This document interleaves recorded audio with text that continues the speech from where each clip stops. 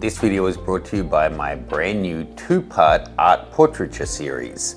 Steph's making a list and checking it twice, so head on over to the link in the description to find out if she's naughty or nice.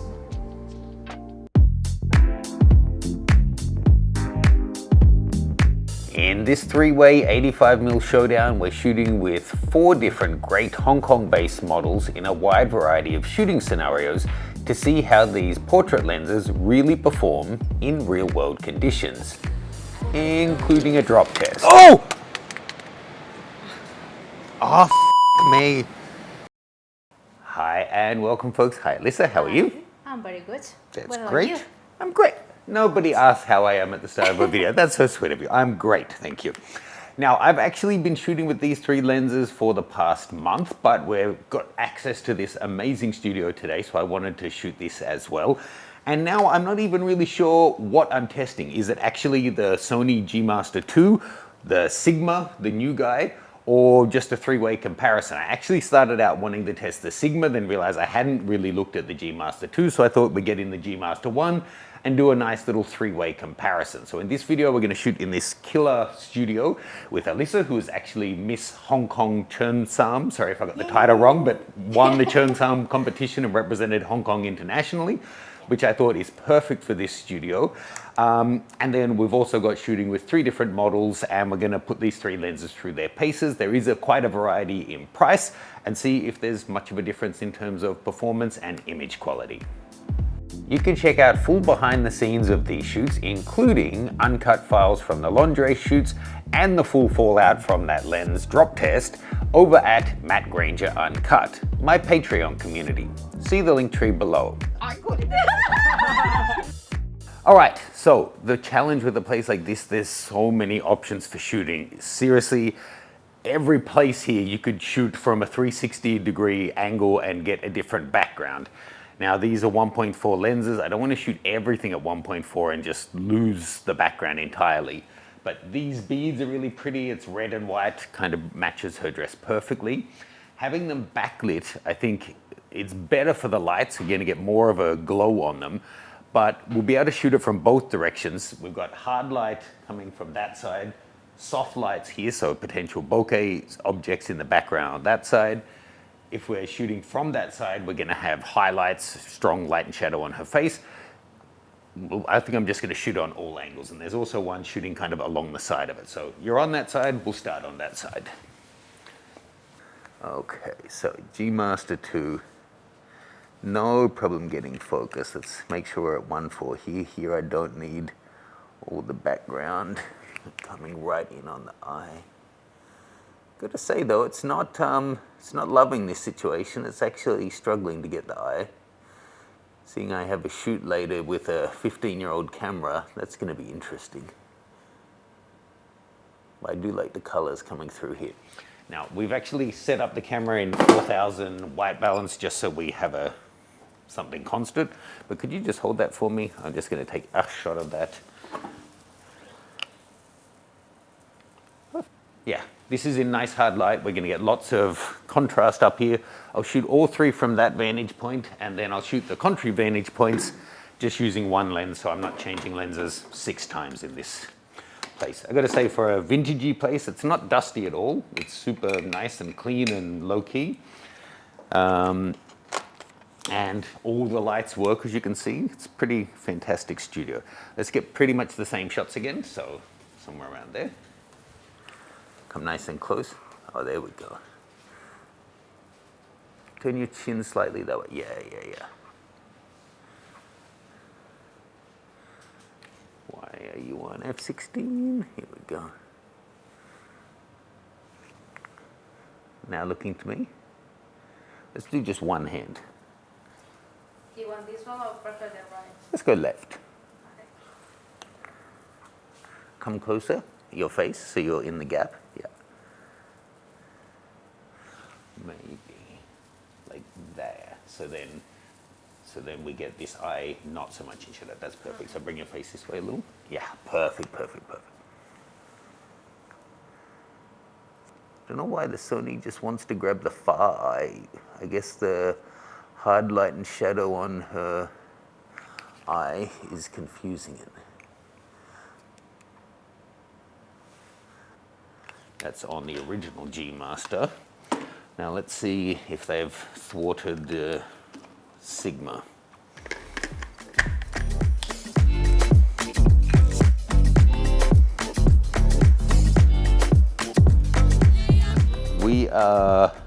This is actually my, I don't know, not the first shoot, it's the last shoot in the series actually. I've been shooting with it a lot. But this particular setup, honestly, it's struggling to get the autofocus. So let's see, if I go to zone.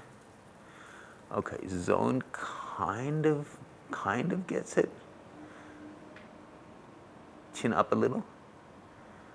There you go.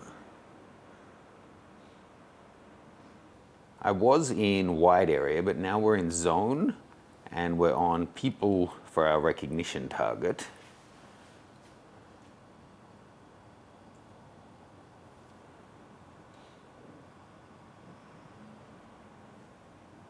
There it's got the eye.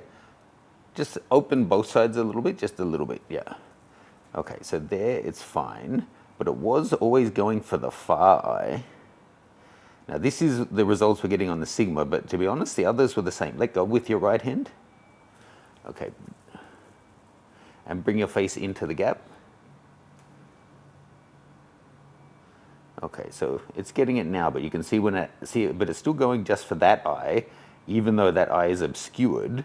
And I think it's because this eye has the shadows near it. So there it's got it. But if we focus away and come back, see, it's wanting to go for the, it's just struggling a little bit. Having said that, the files do look pretty great when it hits. Which is zoom in on this bitch, that guy. So here we've got that light. Just, actually, maybe I can put that light right behind your head. Take a step closer. Yeah. And turn your chin that way.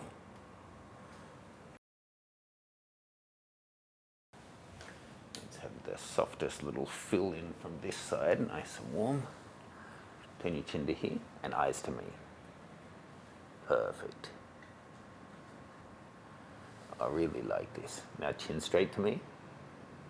Okay, see, we're getting a, we don't want that shadow from the nose, so here works well. And this light is quite nice and soft. Okay, now if you jump around to that side of the little thingy thing, don't fall over, and I'll jump in here. So here we're not going to have all of those hard dot lights on her from the things. We've just got a nice edge light on her. No, that's good. And here, much easier to get focus. Turn your chin that way a little. To be honest, I found myself having to kind of check which lens I was shooting with because there really wasn't a huge variation between them in terms of their performance. I wouldn't say they're like jaw-droppingly fast to respond, but they're just completely fine and they work seamlessly. There was nothing that stood out as being troublesome. Let's talk specs. The original GM has fallen to $1,300. The G Master 2 is now $1,800, and the brand new Sigma comes in at under $1,100. All of them are f1.4 to f16. They have almost the same reproduction ratios. They all have 11 blade rounded apertures, 77mm front filter threads. The GM was 820 grams, the GM2 shed that down to 642, but the Sigma is the lightest at only 625 grams. Ironically, the lighter they are, the more complex they are. The GM, the original one, the heaviest, was 11 elements in 8 groups. The GM2 is 14 elements in 11 groups, and the Sigma one-ups it with 15 elements in 11 groups.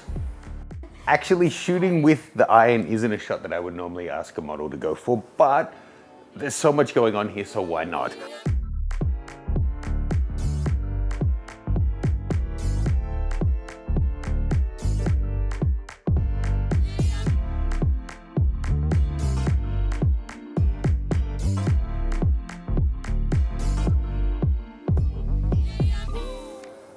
hard to say, but I really quite like the look of this through the lens.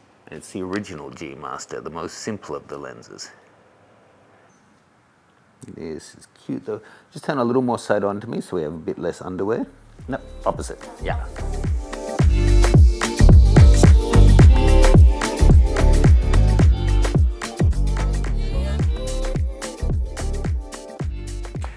These are looking really nice. They're yielding so much detail. The images you're seeing will have been run through Reblum, my choice of AI-powered retouching software. It doesn't destroy the skin texture, so you are still seeing what the lenses can do. But if you want to see the full detailed RAW files, check them out. I'll have a link for them over at my website. Now we'll go for the Fat Boy. The GM original. I say that, but then I'm a Nikon shooter and the Nikon lens is ridiculously big. Look to me. That's lovely, lovely, lovely.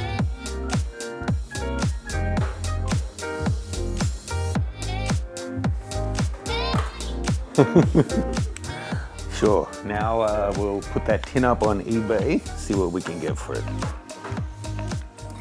Now in this situation, with adequate light, they're all focusing perfectly.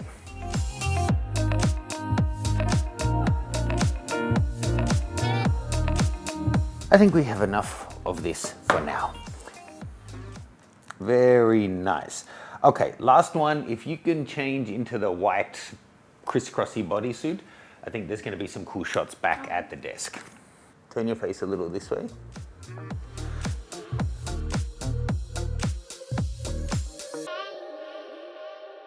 What do we have that I could use? Maybe this. I was thinking if we had some of these, but I don't want to take them down and hold them. But this is green. She's got the green going everywhere. Maybe I can just introduce this as a little thing here, and I'll put, so ghetto. I'm going to use this light from my phone to light this up and try not to smash it and have that holding in front of the camera for a little foreground blur. Might be better that way. Eyes to me. We're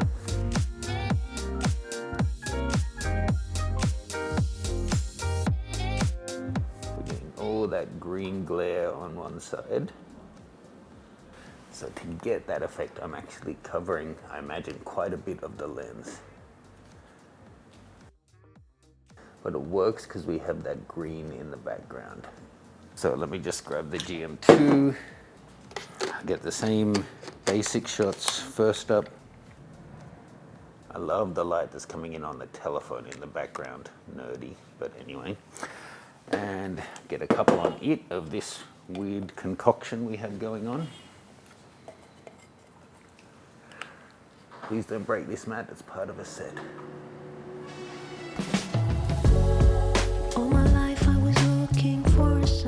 So we just shot with vintage lens as well. I'm going to include that on Patreon. Make sure you check it out. Next up, let's go back in time and shoot with Felicia, which was actually the first time that we shot with all of these lenses. And that one was a hotel room shoot. So 85 is a nice focal length for all kinds of portraits, but indoor it works really nicely as well.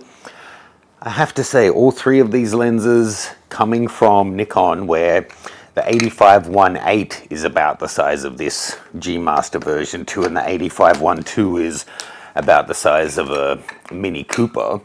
It's really nice to have lenses that actually balance so easily on the camera. Yeah, and pretty much instantaneous focus. I can't wait to see back in studio how the files are coming up. Just going to shoot each of these at 1.4 and f2 in this situation. The A9 III is a base ISO of 250 ISO. So I have no problem with my shutter speed in here. We got big windows, the light at the head of the bed, and then 1.4 aperture to play with.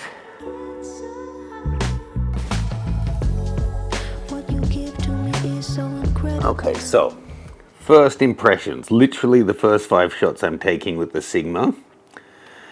It could just be how Sony animates things. You got to keep in mind the manufacturer obviously gets to decide, and Sony have decided to make third-party lenses get less frames per second on their cameras. But it looks slightly jittery, like the eye point is jumping around, whereas the Sony just is solid, and this is kind of on the eye or slightly below. But there was one or two where it also jumped off. So we'll see if there's actually any missed focus images. But it seems slightly more jittery. But I know from Nikon, for example, often it looks like it's trailing behind, but the focus is actually right on. So we'll have to see the final results. Okay, so no compensation. And then I'm going to go up like 2/3 of a stop. That brings her up nicely. I'm still at 1/320th of a second. Lovely, lovely, lovely. Now, if I want to just add a little pop in, we've got this light coming in from the side that is giving a little light to her naturally. If I want to boost that up, so let's match the color. So that's quite flawless.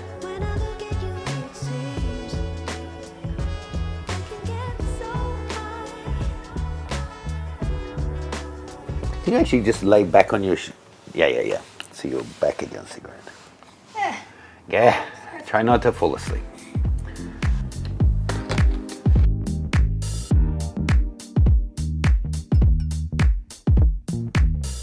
Next up, we shot with Hana just prior to testing out the pre-release Nikon Z52. We shot these casual YouTube style videos as well as a not suitable for work boudoir set that's coming soon to Patreon Uncut.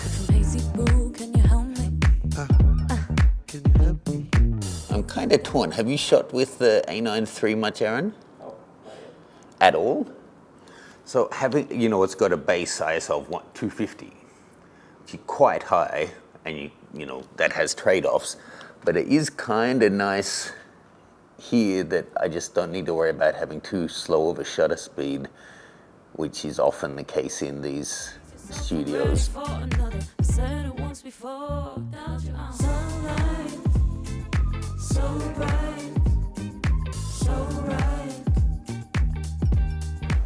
Wow, there's certainly no noticeable difference between the responsiveness between the Sigma here and the G Master.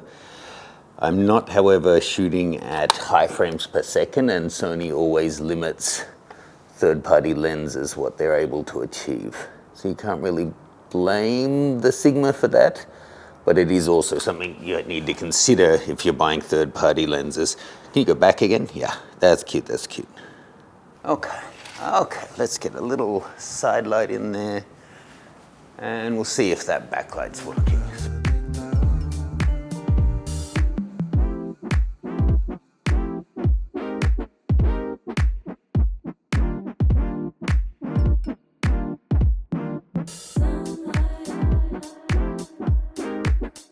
It's pretty incredible what Sony's doing with lens sizes. I mean, the Sigma is plenty small too, but you compare the latest G Master lenses to Nikon and Canon, they're so much smaller and lighter.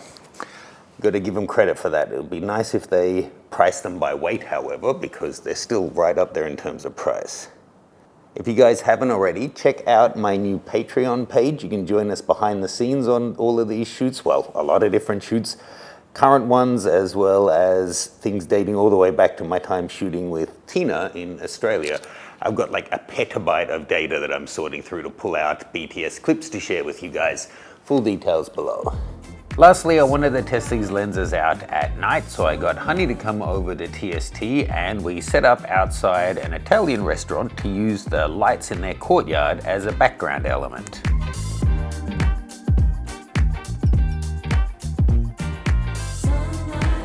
Lan, okay, that's the G Master Mark II.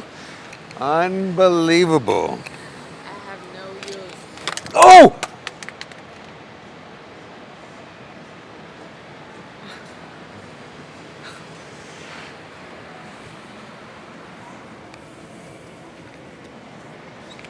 Off.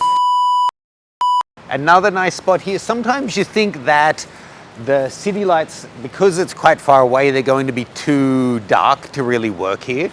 But what I've done, I've moved Honey further from this light so it balances. Would you actually mind coming much closer to the light? Be careful, careful, careful. Now let me show you here.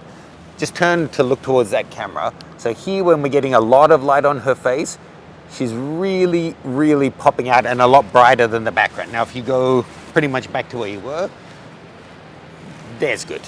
Now here, she's brighter than the background, but not too much brighter. And the background just looks amazing. Especially the light on you is giving a really nice bronzy look. And then a lot of the lights in that building are the old-fashioned tungsten-y color. This works really well. And where's some more blue? That tall building is more blue, so that'll give us a different kind of background.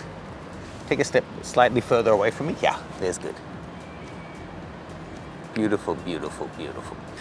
Okay, shall we switch to the really expensive G Master 2 and just see how it's going? Let's just see. Is it working? Please be a setting that I haven't found. Okay, iris lock. Okay, I don't know what's going on. I don't think it's properly working because I had to put in manual focus, rack the focus, then put it into autofocus for it to be working again. But by doing that, it's kind of working.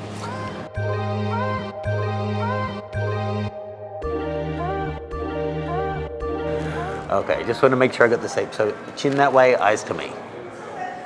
Gorgeous, gorgeous, gorgeous. So stable, no murderous thoughts. Maybe a couple of murderous thoughts, that's all though. Nah, this shot's nicer. So we get a bit of blue off to one side, a bit of gold off to the other. Shoot all three lenses here before security come and tell me to stop taking photos in the lobby. So good news, the G Master 2 is working. It seems to be working fine. It just has the filter thread has cosmetic damage. I'm, however, not really in the right frame of mind to be giving you analysis on how I'm finding the lenses. So let's shoot a little bit more, then we'll head back in studio and I'll give you my thoughts there. Okay, so kind of an epic shoot. Thanks to all the models who are involved. Reminder, you can check out behind the scenes on, I think all of those shoots will be coming to Patreon, but a bunch of different shoots, including ones that I've shot over the years and ones upcoming. In terms of the lenses, I have to say the Sigma is so surprisingly tiny. I didn't find much of a difference overall in terms of handling. Now, there were times where one seemed to struggle a little bit with autofocus. It's actually kind of the downside of doing real world reviews instead of shooting boring charts and stuff, because charts won't change. Whereas when I'm shooting, say, this series here with Honey, she does move slightly between the shots, or my frame changes because I'm busy changing lenses and dropping them on the ground. So they're not exactly comparable. So when I was shooting with Alyssa, I did find at first that the Sigma was struggling to get her eye through the beads, but when I tried it with the other lenses and tried as best as I could to replicate it, they all seem to be doing about the same. I would say in terms of image quality, it probably is the original G Master, then the Sigma, then the G Master 2, roughly speaking. But now that the original G Master has dropped a lot in price, it is still an option because, of course, Sony limit the frames per second you can get when you're using third-party lenses like the Sigma. But I have to say, if we just take a look at a few images here, I chose some out. Here's some. The ones are the G Master 1, the 2 stars are the G Master 2, and the 3 stars are the Sigma, just so I could keep track of which is which. Now, looking at them, let's say the G Master 1 and 2 side by side, there's really not a lot to separate them, but when you have a closer shot with fine detail, then yes, the G Master 2 definitely has an edge. I would say its corner sharpness is better than both of them, and its overall wide open sharpness and contrast is probably ahead of both of them as well.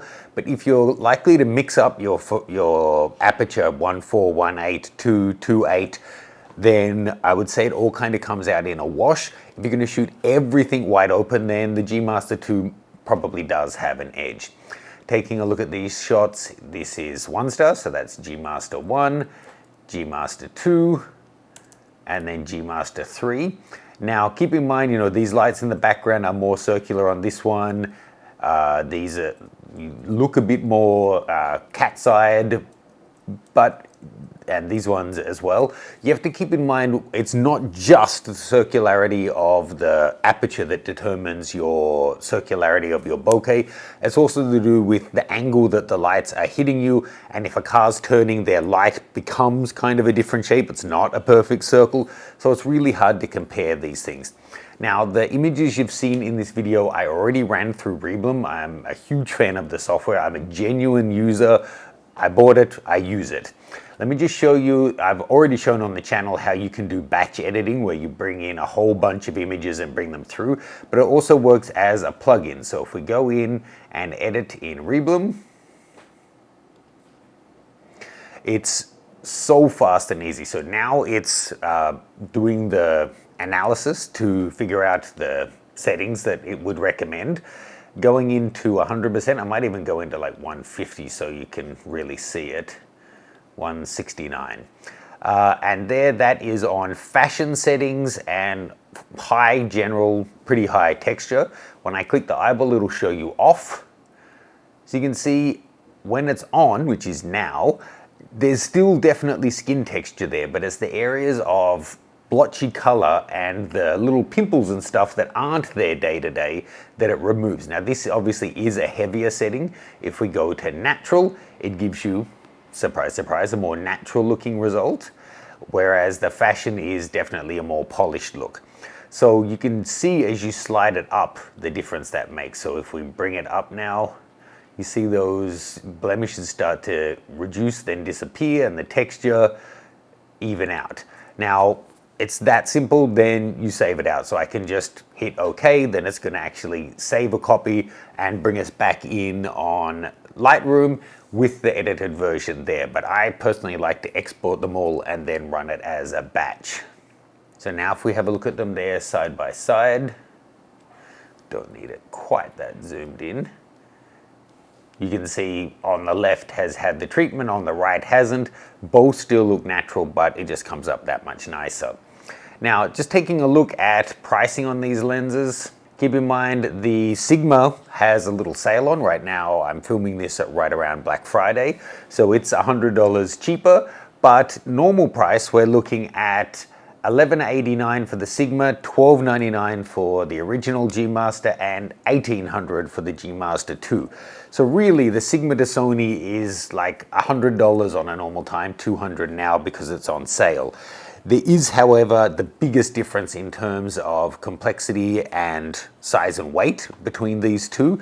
And I'd have to say for all of them, that's kind of my most wow factor. Looking at how big Canon and Nikon lenses are, it's really great to see how small Sony's making them, and really great to see Sigma outgunning them and making one even smaller. Now let's see if Nikon and Canon have the courage to let Sigma lenses like this come to their mount. I doubt it, but it'll be really great to see. Do check out Patreon, check out Reblum, the details on that are below. If you have any questions, let me know, and reminder, you can get sample files from all of these shoots. There's a link over to my website also in the description below. Cheers, guys. What? Why'd you do that? You're gonna make people think I'd like beat you or something. Why did you just grimace from me? What the hell? I'm not a violent person. What was that? I don't know. People are gonna screenshot that and see, like, see, his domestic violence. Yeah, I know.